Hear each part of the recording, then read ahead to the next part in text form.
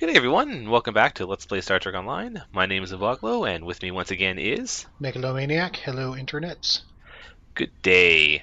So last week we finished off the Dominion featured episode series and rescued Deep Space Nine for the third time, and then that apparently allowed us to be invited to go and see the activation of an Iconian gate. Yes. So we had a fairly busy week last time. This week, though, we're going to do something a little bit more down to earth, and we're going to get into what is pretty much the entry into the end game in Star Trek Online. I'm going to start this, though, by picking up a new ship. And for Yay. me, I'm going to show off one of the most interesting escorts in Star Trek Online, the Multi-Vector Advanced Escort, or the Prometheus. So, Folks, yeah, does it folks. come with Andy Dick as an EMH? No, it does not. Well, Damn. actually, let me rephrase that. He may be in there somewhere, but it is not a specific ability.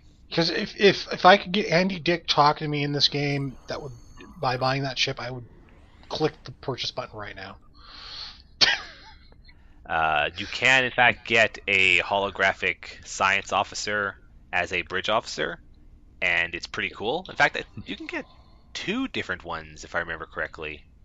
Yeah, but they don't look like Andy Dick, Yes, they don't, and you and they're can't not voiced change by their Andy Dick. looks either. Yeah. Come on, Andy Dick can't be that expensive. Well, I actually have no idea what Andy Dick's been doing the last decade since yeah, news radio ended. yeah, I'm not entirely sure.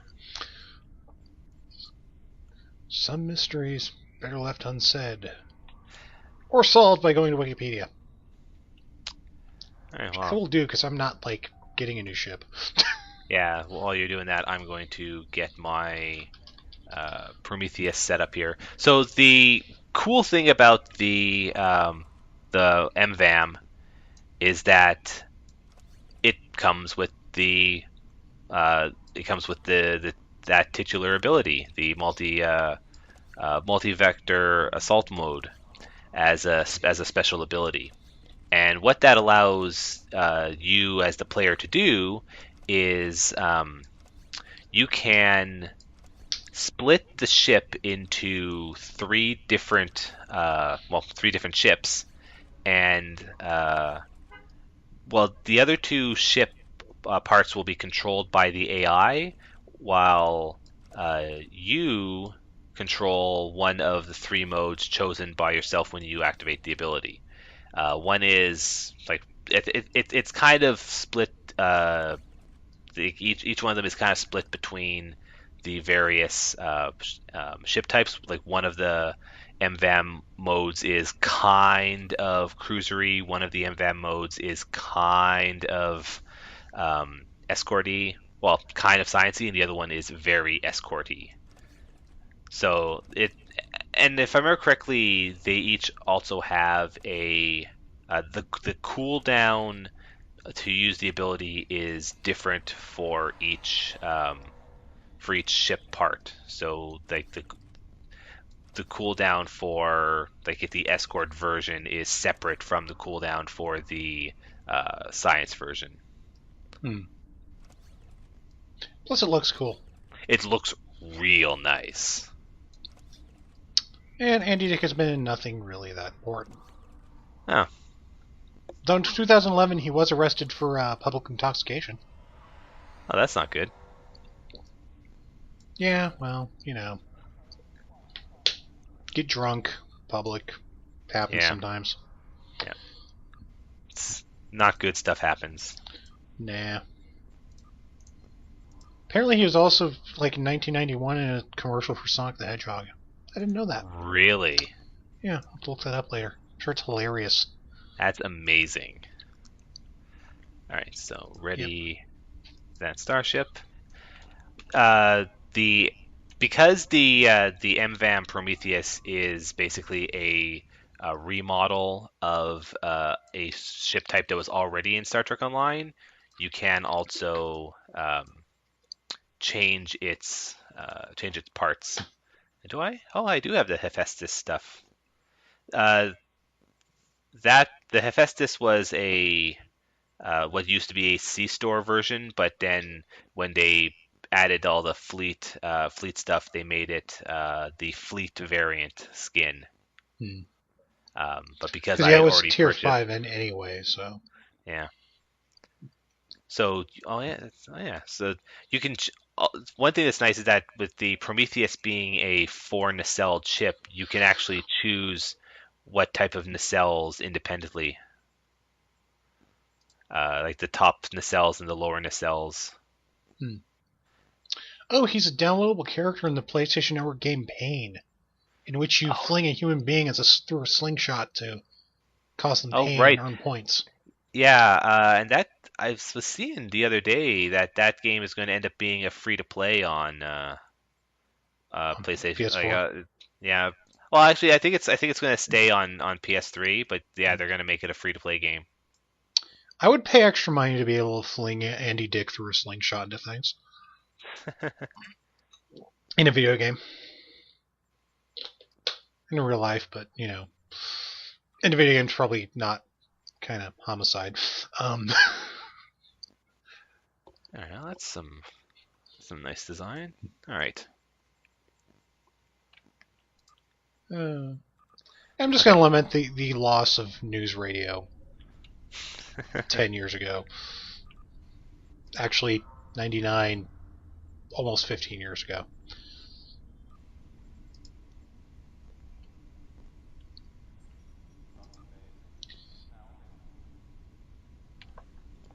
So hey, season 8 next week. Yes. Oh my goodness. They've got some. Cryptic was on the ball this week with a bunch of real nice pieces of information about things that are happening for season 8. Um, there's going to be a new Federation tutorial, which means I'm going to have to do uh, a an additional recording just for that. Apparently, it seems like they're making it kind of lengthy too, but that's all right actually. Pretty I don't cool. mind that. Yeah. Um, the new Federation tutorial is adding a named personalized bridge officer to your crew as the first bridge officer you get, which is real nice. Yeah, the Romulan one has that too, which is they. I don't know if they'll go to the extent they did in the Romulan, but there's actually a story behind the character in the Romulan Yeah, I think one. I think that is real cool. I think the Klingons have one too. Yes, I'm actually did see earlier today someone commenting that. So in for this character, they for characters that for captains that already exist, there is a you will be able to talk to a person at Earth Space Dock, or actually at Starfleet Academy, to get this new bridge officer added to your crew. Um, and I remember seeing someone mention that they didn't do the same thing for Klingons, and are wondering, hey, is this going to happen? Yeah. And the response from Cryptic was, we'll look into it and get back to you.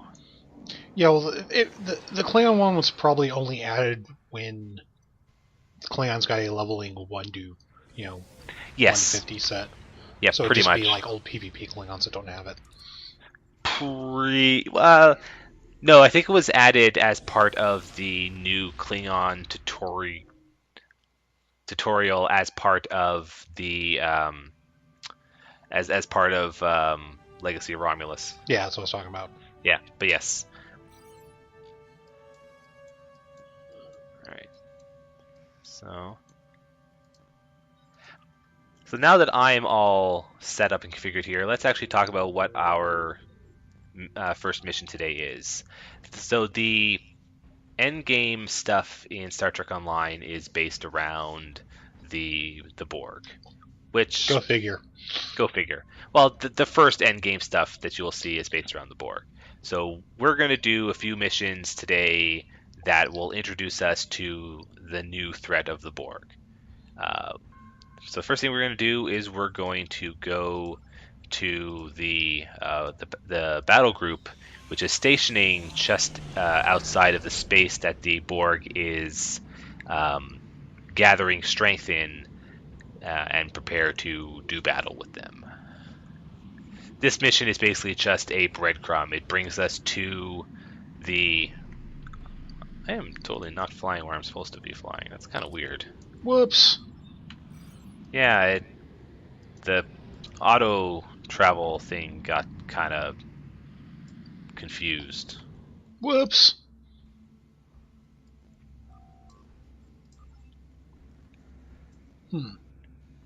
Anyway, I'll be there in just a moment. Oh, it's Oh, and okay. I see that you've decided to switch to the obelisk. Yes, I am in fact using the obelisk. That is a pretty nice ship. It is. Where is the button to summon fighters? Actually, maybe it only appears when I'm fighting. It may only appear once you're actually in. Oh, there it is. Okay. Yeah. Yeah, you should have a new. Yeah, I think UI a new overlay UI element for it. Yeah. Yeah. Just kind of transparent, so. Actually, can I move that? So one thing that's kind of nice about Task Force Omega here in Gamma Orionis is that this map, which is just filled with a bunch of different ships, a lot of these ships act as your typical stuff. Like I can access my bank, I can access the exchange, I can access mail, and then over here we have the leader of Task Force. Oh, requisition equipment is where you can buy Stuff. Well, actually, I wonder, can you still? Oh, you can. So this you can buy equipment here, but what this equipment is, it's really now just a link to the dilithium store. What that used to be is that when the game first came out, the end game Special Task Force dungeons gave certain items as rewards, and you would come back to here with those items and you turn them in for gear that was specially designed to be anti-Borg. They had a special ability on them that gave a proc that did bonus damage to Borg targets. Ever since the addition of the reputation system, that whole thing has been depreciated, and it is now part of reputation instead. But anyway, we're going to talk to the leader of Task Force Omega, who is a liberated Borg. Go figure. It's fitting. Yeah. Actually, it goes against what the beginning of First Contact, where, they didn't want Picard fighting the Borg because they figured he'd go crazy and Captain Ahab on him. Yeah. She kind of did. Yeah. So anyway, the first mission we're going to get as part of this anti-Borg task force is we're going to go save some colonists. Hell yeah. Of course, now we have to zoom out of here. Yeah. Back through the gate, I think. So you don't have to go back through the gate. You should have a button that says enter this safest Oh, sector. yes. There it is. So, speaking of the Borg, funny story.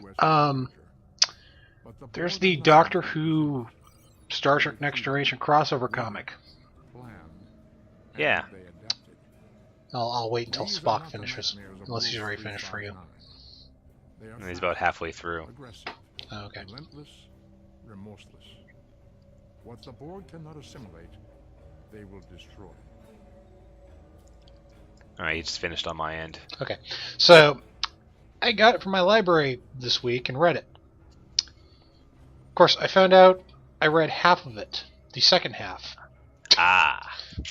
Because the way it started out, the way they formatted it, it's kind of, I figured it was starting an old in media res thing, which Yeah. is very, very much like modern Doctor Who. But yeah, looking up later, I noticed very tiny letters on the side of the book, Volume 2. And annoyingly, my library only has that. My library thinks it's one volume is what it is, but they only have that. So, Whoop. but yeah, I've read the second half of it, and it's pretty interesting. I should actually check that out at some point. Yeah, I mean, it's if you're not a Doctor Who fan, it's not like you'll be missing half the fun. But it's pretty good. The art style is weird to me. It's kind of this like matte painting kind of thing. Oh yeah. Well, that's like the. Or is it on the Is it I'm just trying to get my words here. Is it done assigned to Star Trek or is it done assigned to Doctor Who? Like, which is the primary series in that? It's half and half, really. Okay. Yeah, it's basically about, I don't want to spoil it, but it's basically about the Borg and the Cybermen who are essentially the Borg. Yeah. The Borg 30 years earlier, teaming up.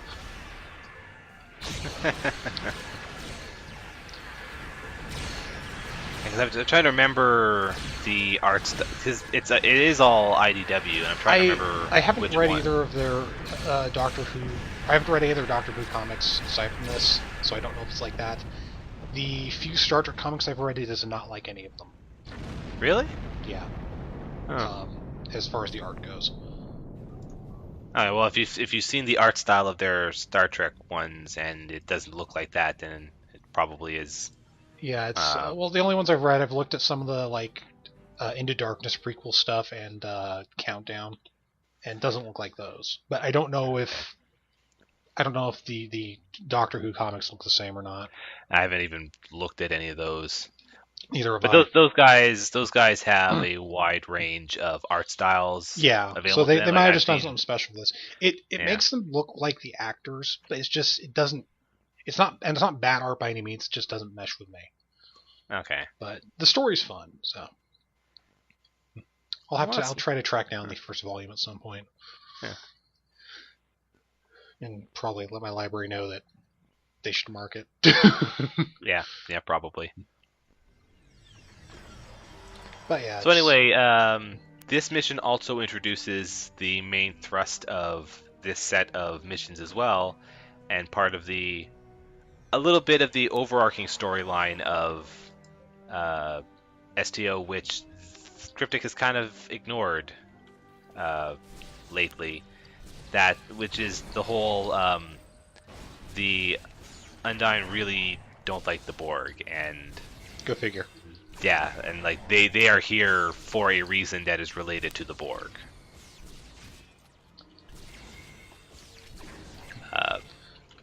Now you will notice me going into melee combat a lot in this because the Borg, much like the show at this point, have a shield modulation mechanic.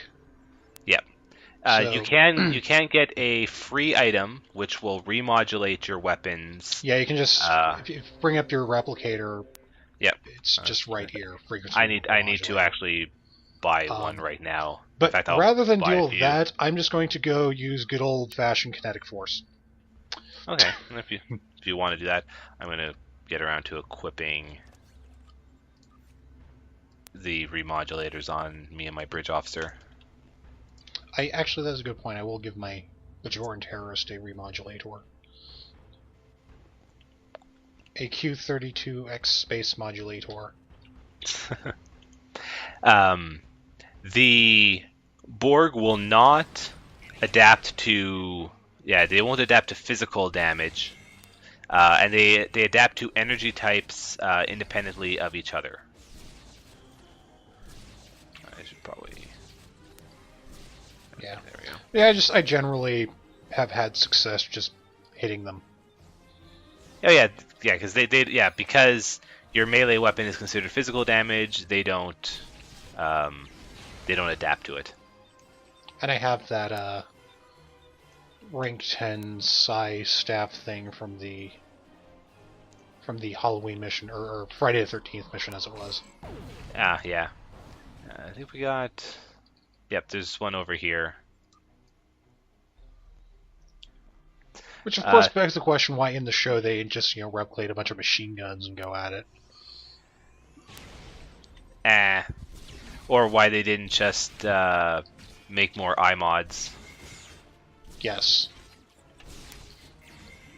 Just saying, the average cast of a Modern Warfare Call of Duty game could probably take the Borg better than Starfleet. Well, on foot. Well, maybe. Because, I'm pretty sure that, the cast of First Contact would have been, of that tech level, and they seem to be not that great at it. Well, they if they knew what they were facing, I should say. Probably. For a while, I keep forgetting the number, the TR-133, 113, the teleporter sniper rifle. Mm-hmm. I think we want to go the other way. That also used to be very effective against the Borg because it was dealing kinetic damage.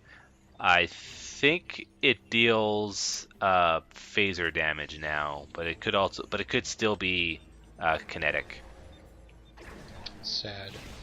Well, it makes sense for it to deal kinetic. It's just I think it was that for a while it had to deal a weird damage type because at the time the game engine didn't accept any other types of damage. Mm-hmm. So it was you kind of have to do something weird here.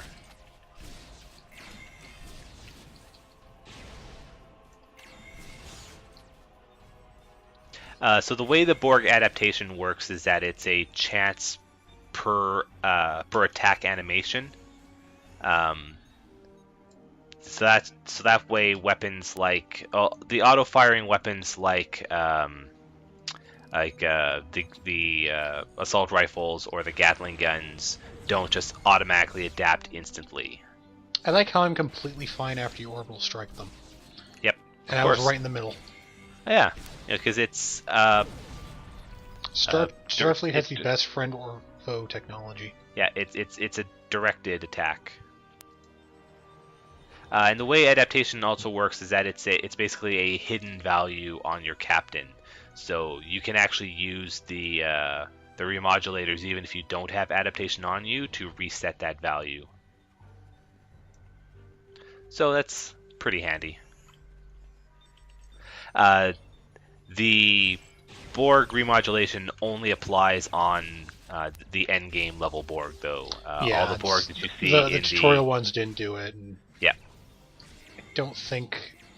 We haven't run into any really since tutorial, but on the Romulan side, I know you run into a few occasionally. I think... or at least one mission. Okay. I think, though, that... I think it is only the tutorial Borg that that do not have adaptation. Yeah, we'll see when we get to Romulan side. So now we have to blow up generators because they're doing bad stuff. Well, we need to get through this this force field. And in order to do that, we need to take out the generators that are powering the force field. Yeah. Obviously. And in true Borg fashion, they will not... The drones hanging around will not attack you until either you attack them or you attack the force field. Yeah. Yeah, in fact, pretty much every mission with Borg is pretty nice about that. They tend to ignore you until you do something that threatens them. Oh, also, as part of the change that gave them adaptation, the Borg also got an assimilation ability. Yes, they will randomly assimilate you. Yeah, they can put a debuff on you. Actually, a series of debuffs that, if they get to the full value, cause you to become an assimilated Borg. And basically your character dies and becomes an enemy NPC. I've seen it happen all at once. Ever. Yeah, it's less common in these missions. I think they changed the chances of it occurring for these missions to make it like, because you're going to be generally doing these missions alone. Yeah. It's kind of lame for them to like have instant death abilities on these enemies. It is much more common in the ground STFs because you have a full team of 5. And presumably there's a way to cleanse it. There is, in fact. There are items that you can buy / make which cleanse the which can be used to cleanse the stacking debuff, but I think once the full assimilation has occurred, the only thing you can do is just kill that character and revive him.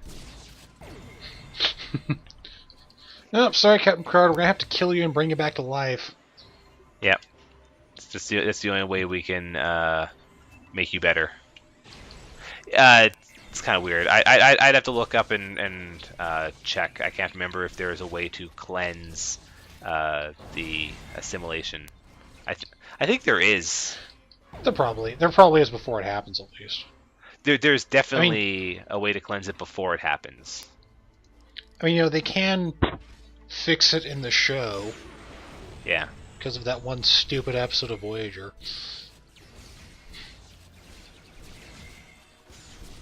Where one of Janeway's plans involved get assimilated. I would really, really like to like, if I were Chakotay in that show, I would have looked at her and just said, "No, you're fired. I'm taking over. You're stupid."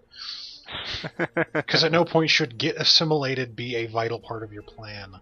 Yeah, like, that seems like a weird part of your plan to be so important. Like, Yeah, one that's very easy to mess up. I generally didn't like that episode just because it was like, really? And it's not like the show made you think it wasn't part of the plan at any point either.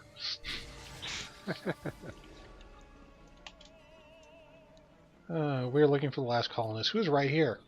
Yeah. God, these drones are just not working well today.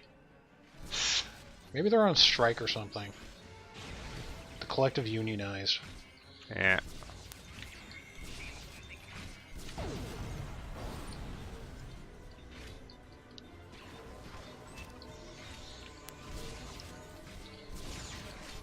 I actually would like to see the Borg internal monologue. It's just like guys working in an office.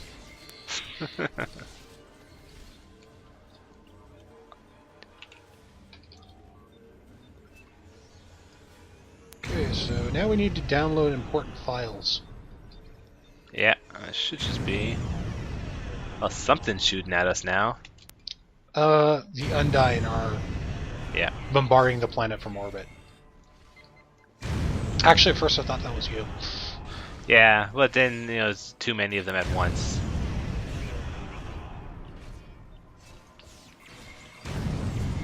I wish that Orbital Strike fired that fast, though. That would probably make it actually worthwhile. Yeah, Orbital Strike is not a good ability. It's cool. Which is unfortunate because it is real cool looking, and it sounds real awesome, but in practice it is kind of bad. Yeah, if you want to go to Orbital Strike, you have to go play Tor. Yeah, that's actually kind of a nice Orbital Strike ability.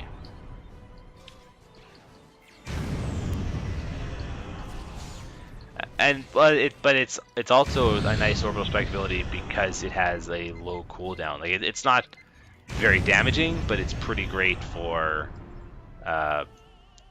being available pretty fast. Yeah. Whereas this one is not a lot of damage and very slow to recover.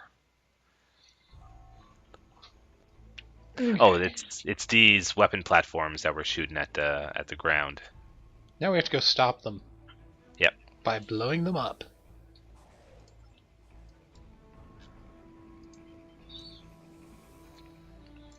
Yeah, we need to beam some explosives onto the platforms. Clearly. What better way to blow up giant space lasers? Sending one of my fighters hit an exhaust port 2 meters wide. That's also a good way, but these things don't look like they have any of those. Oh, damn it. Yeah, I know. Go get him, Rogue Squadron, Skull Squadron. You can't actually name your squadron, so I just named it for the game. Yeah, unfortunately. You should know what those are references to. Well, you should know what Rogue Squadron is a reference to. Yeah. Skull Squadron's a reference to Macross. Oh, you're under attack. Or Robotech, if you prefer. Yeah, I was trying to beam it on there, and they beamed in or warped in and started shooting. Whoops. Whoops. Yeah, we got it. Having fighters is pretty cool because they just kind of Yeah, they are real nice. Most carriers don't have many weapon slots, but that's because it is compensated for through their fighters. It has the same as my science vessel did, so I'm not really noticing anything missing. Okay. Okay, now they got bombs on there. Yep. So now we need to help these shuttles escape. Help the shuttles escape. I don't think anything can really happen to them. Yeah, I'm not gonna test it, but I don't think so. There's some. Oh, those are my fighters. Whoops. Oh no, we need to meet up with them first. Oh, although if you want to fly around here and blow up like these probes that are just hovering above us. Yeah, I'll be right there. Yeah, Yeah, for some reason I thought they were flying. I'm like, oh wait, no, those are my fighters. Well, good job keeping up with me. Wow, you're really far out there. Yeah, I know. I get lost easily. Yeah.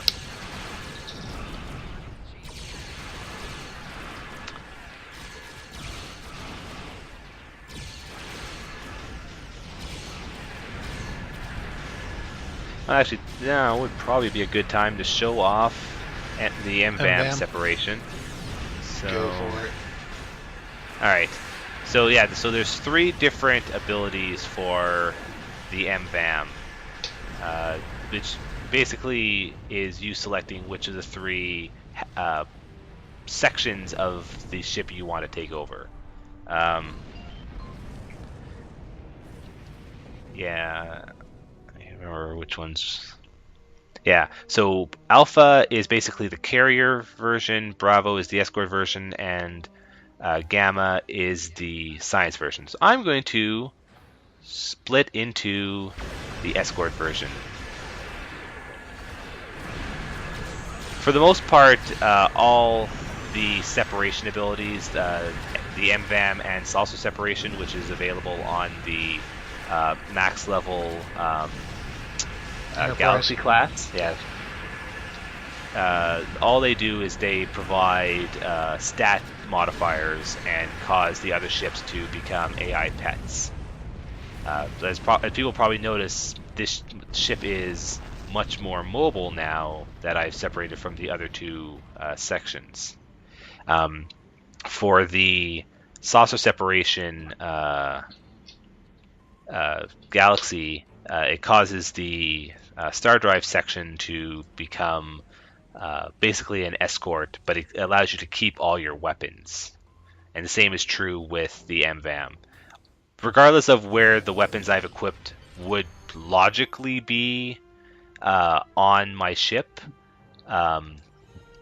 the section that I control has all of my weapons.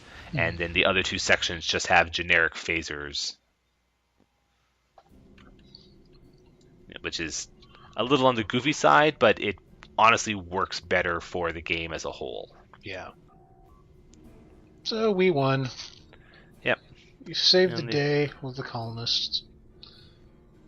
Yeah, and they give us some armor that is probably worse than what we have, but whatever. Yeah. So now we are going to. Apparently, the Borg have found a way to assimilate the ground in addition to people. So we need Efficient. to, yeah, just throw nanites in the air and assimilate a planet. It's funny because I remember that being a plot point on an episode of, I think it was Voyager, where the Borg Queen was discussing that. Anyway, we should head over to this planet here and yes. Help some researchers that have been investigating that. The Keswick system.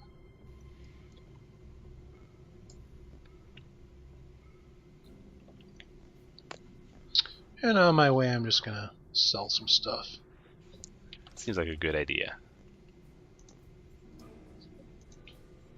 Yeah, I have a whole bunch of members of my crew who don't really have up-to-snuff gear. But that's okay, because we don't use them.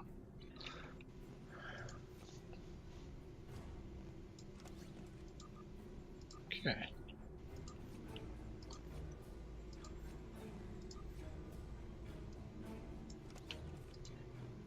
There we go. Now, this one we're here to find scientists who are researching this nanovirus, right? Yes. Of course, the planet's been assimilated, so if they're down there, they have also been assimilated. Yeah. Oops! And look at that planet. Sorry, guys, you got tubes in your asses. Anyway, we'd better blow up some probes around the area. Yeah, probably. We don't want to have those Borg ships messing around with us as we're down there. I know, we're not stupid. We don't, ignore threats. Yeah. Before they become threats.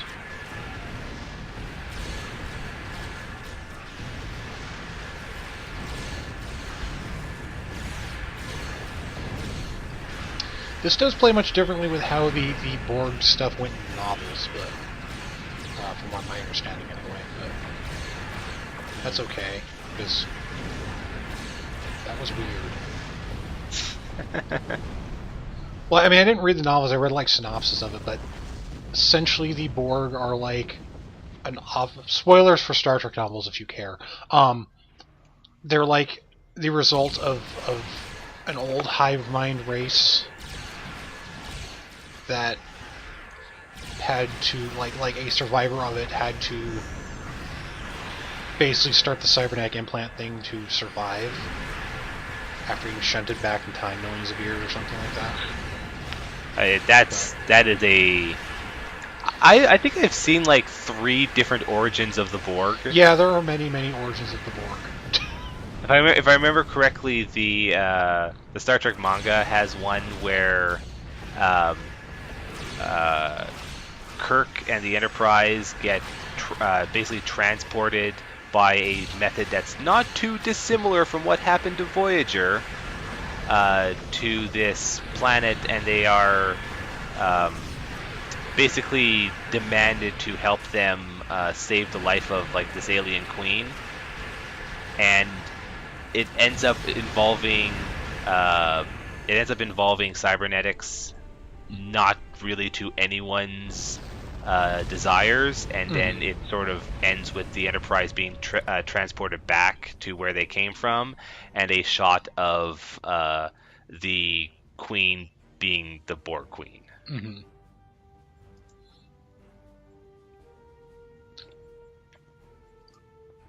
So, yeah. Yeah.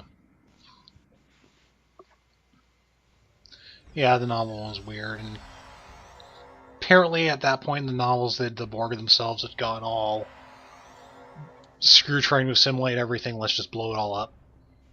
That's kind of weird. Yeah. So, now we need to upload a virus. Oh, you've ticked off those drones. They'll be fine, I'm just uploading a virus. Yeah. Well, for I guess you could call them a species that is very good at implanting viruses in other species' computers, the Borg are not very good at resisting ones on themselves. Yeah, when you think about it a lot, the Borg losing as badly as they do is kind of dumb, but yeah, it would be bad drama if they just kind of won and the show ended and everybody got tubes up their asses.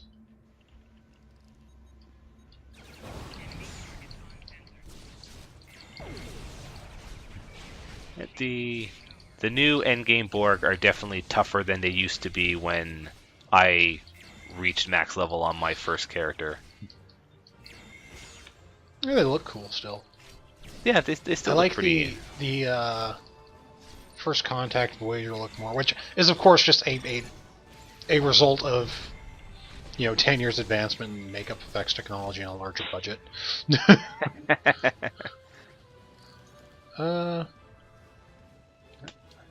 Next one's just over here.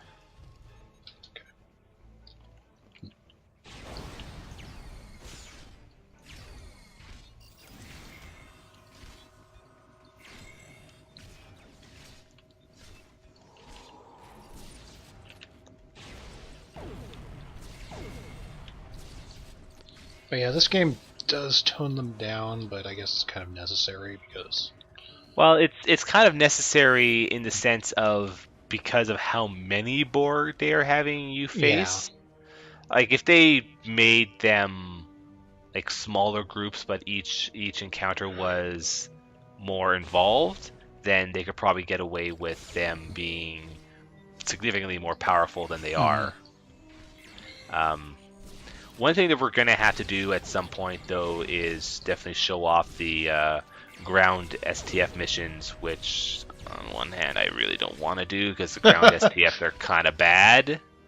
But there is actually some interesting story in them.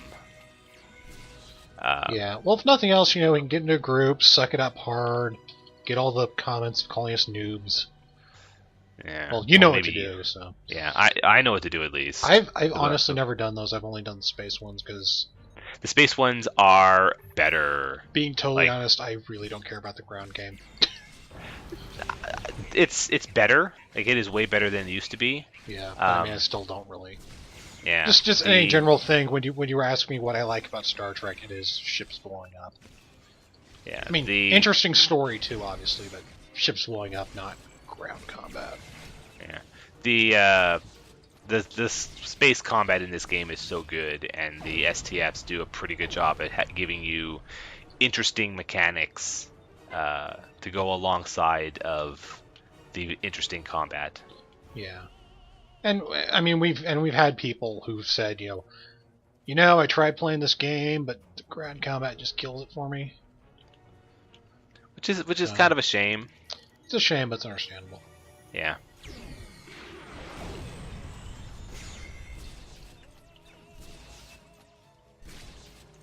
Like, if it wasn't for the really good space combat, I wouldn't still be playing this game as much as I do. Yeah, if it were just entirely the ground game, I don't think it would. Yeah, or if the space game was of the same level as the ground game. So I'm really glad that they put extra effort into the space game, because that is the best part of all of Star Trek Online. I'm sure they want to make the ground game more interesting. Yeah, I mean, there are ways that they could probably make it a more interesting game, but it's at this point it's a matter of how much effort are they willing to put into it. Yeah, like if they were to make the ground game in Star Trek Online much more like Neverwinter's combat, well, that would be amazing. That would be a real good game, but at the same time, Neverwinter's ground combat engine onto this game is probably a lot of work. Yeah, like that's kind of the issue. Like, would they even be able to? Could you just get that for me? No, I'll do it. Yeah, I got a damage debuff on me. Okay. There we go. Now we have to go find the assimilated researchers. Hoping it's not one of the ones we've already killed, and reprogram them. So let us get into this Borg node here in order to do stuff to it. So what this basically means is that we need to run around basically all these. Yep. So if you see over there, there's a damaged Borg. Yeah. We need to basically get to them and reprogram those. And there's 8 of them in the map, and we need to basically scour them all down. Yep. I mean, it does beg the question of how they know where the researchers are, but... Well...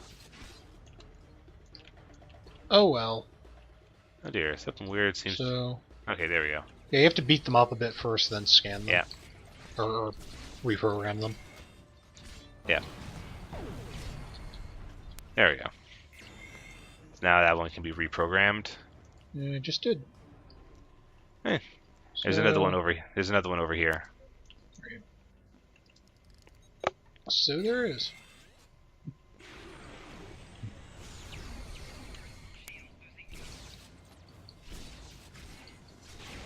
There's a freaky one with like a missing abdomen.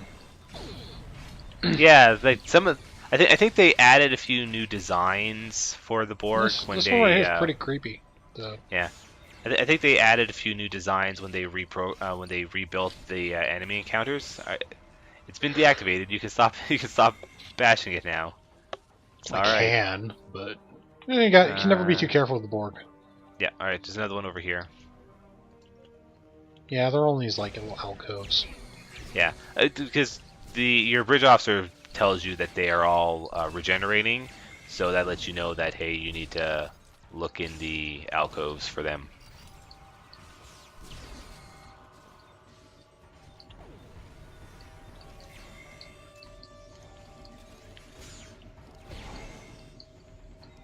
I got a healing area set up if you wanna. Okay, or you can just just get shot. Yeah, getting shot's okay. I took him with me, man. If you say so.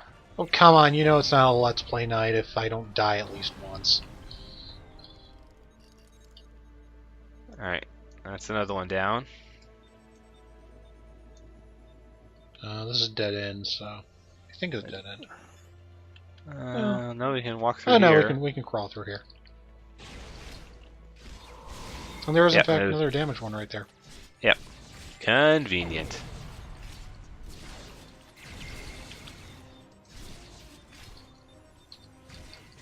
So the other nice thing about meleeing him is occasionally you get to knock him back.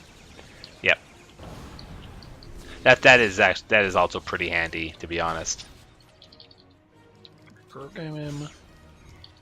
Reprogram him. Okay, good. Alright, I got another one over here.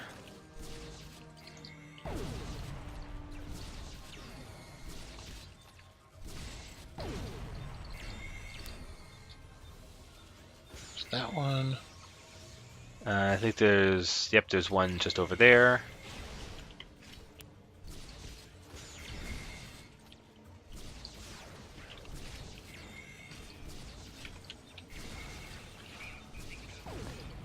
Yeah, so like if there were way less Borg, but each one was a lot more threatening, that would probably be... Yeah. Well, to be fair... That would probably be a little bit more interesting or closer to IP. Well, to be fair, the main thing of Borg in large numbers is the whole remodulation things, and they've done that, so once you get past that, they're not too threatening. It's mostly the ships that feel weaker, really. Yeah.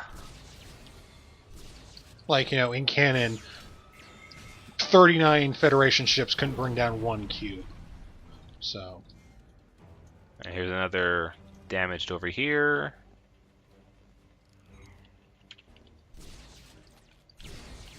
Yeah, so, but I mean, you can also chalk it up to like 20 years of tech advancement of learning to fight the Borg and having to fight the Dominion and everything.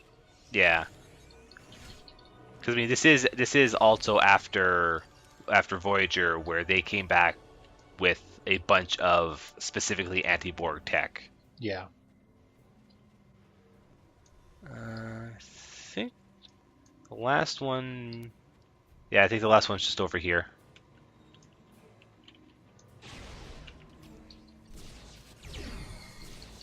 Now, although also to be fair, a lot of the stuff that they claim is the anti-Borg stuff in Voyager is not actually the weapons you are generally using. But no, they can still use it to integrate in other things. Yeah. Yeah.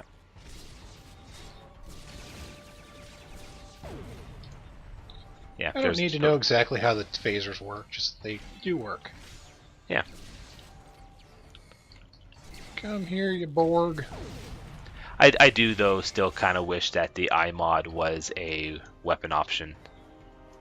That would be amusing. That would be pretty good. I don't know what the rights issue with that is, but... Yeah. Okay, so now we've got our assimilated researchers to bring down this force field. There's just a small problem, the Undine kind of wanting to kill them. Yeah, so we just need to protect them. Thankfully, though, they are Undine and not Borg, so they don't adapt. Nope, so we can go back to shooting.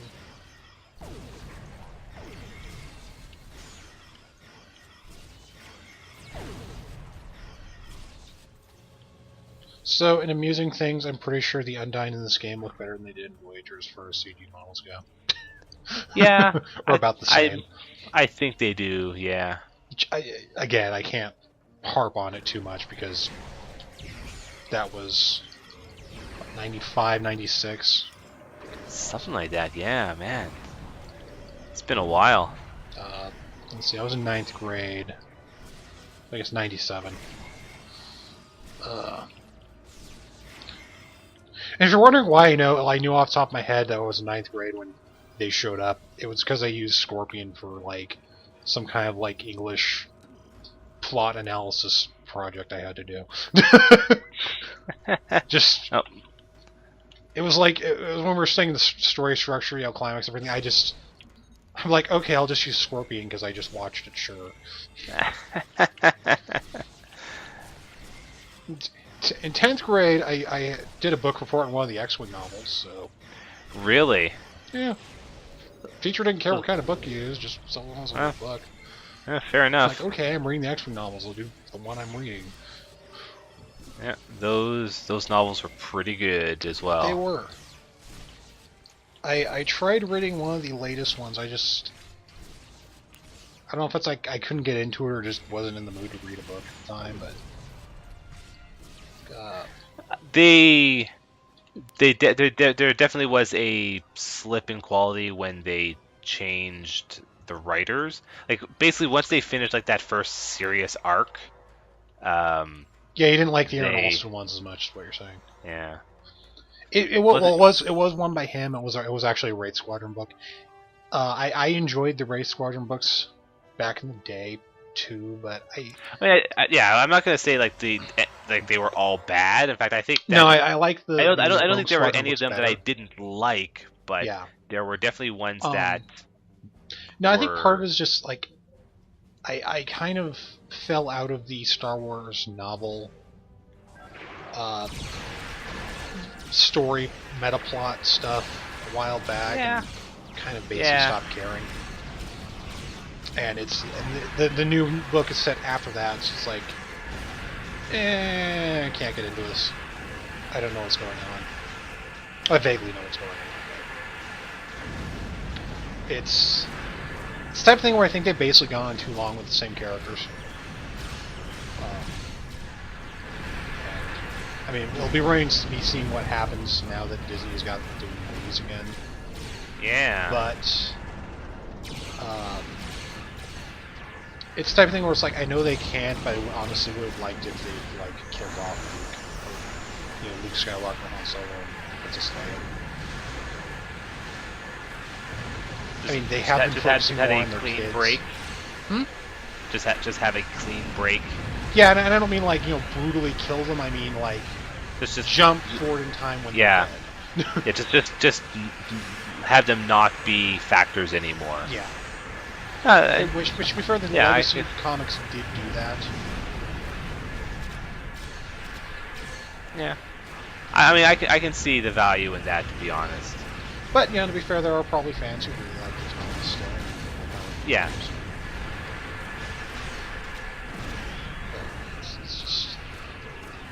and it's kind of hypocritical because I don't have this problem in comics, but how many times has the galaxy been threatened over the last 50 years? Getting a bit old.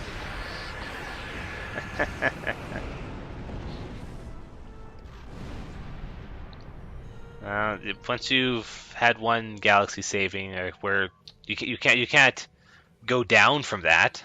Yeah, that's the thing. You have to keep getting. You have to keep getting bigger and bigger. Stakes. Yeah. A lot of people were down on the fact that after Dragon Age 1, Dragon Age 2 was this smaller story involving a single city and your effect on it. That was my favorite part of that game. Yeah, that I thought that was nice. I know there were other problems with that game. Those are probably true, but that particular aspect I didn't mind at all.